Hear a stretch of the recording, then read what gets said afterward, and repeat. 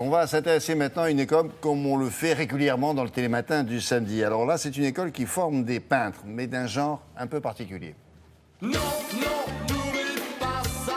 Tais-toi, non, ne raconte pas ça. Oh non, non, non.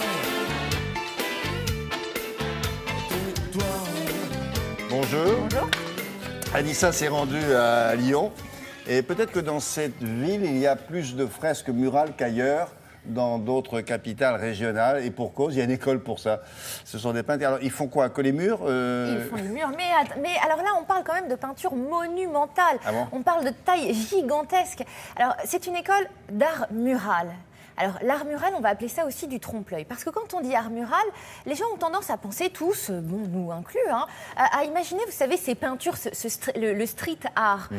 Seulement, donc, le street art qui est une catégorie d'art mural, ce n'est pas tout. Il y a également le trompe-l'œil. Et le trompe-l'œil, c'est ce que l'on retrouve sur des pans entiers d'immeubles. Ça vient nous sublimer tout ça. Évidemment, cela demande un apprentissage incroyable. Ça raconte bien plus qu'on l'imagine. Il ne s'agit pas seulement de couleurs ou de reproduction de scènes. Il s'agit d'une vraie étude auparavant pour savoir situer le lieu, l'histoire du lieu, les gens qui entourent ce lieu. Et donc, en fait, ces peintures, cet art mural traduit bien plus qu'une simple fresque.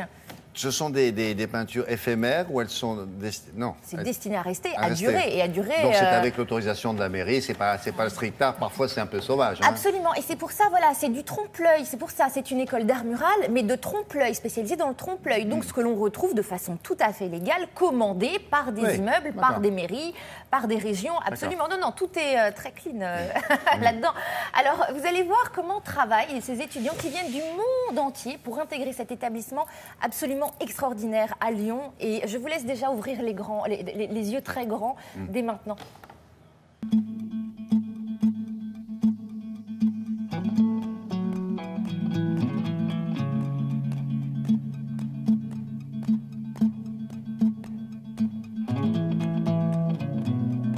L'art mural, c'est d'abord le plus vieux métier du monde.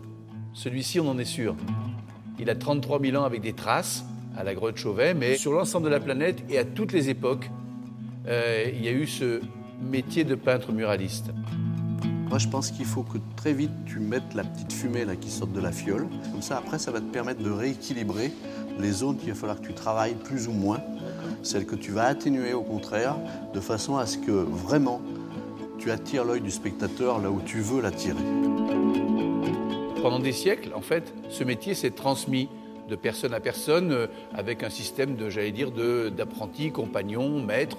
Et puis là, les besoins sont énormes aujourd'hui. Donc, on a pensé qu'il fallait arriver à créer une école. Et donc, c'est pour ça que c'est la première école de peinture murale monumentale au monde, pour répondre à un besoin qui est mondial.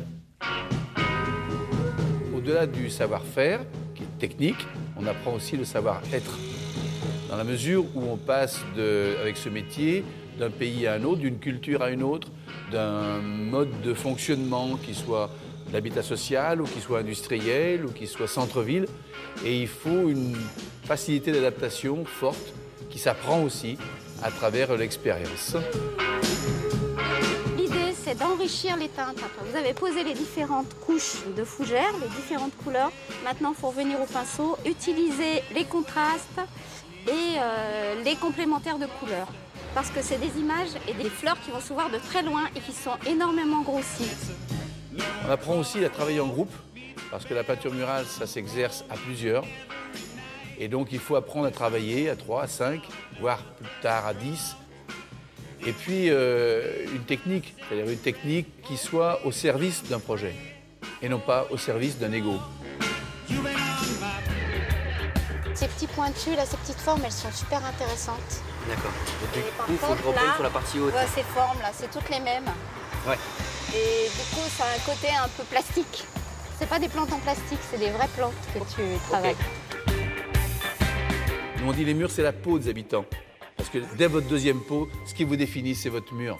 Donc, on a envie que les gens soient fiers d'être dans leur peau, parce qu'ils ne se mutilent pas quand ils sont fiers, quand ils sont bien dans leur peau. Et vous avez plus honte de donner votre adresse. Peindre juste, c'est très compliqué. Peindre en répondant à un besoin, c'est là la complexité du métier.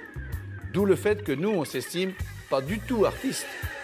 Nous, on est des artisans, peintres muralistes. C'est beau, hein?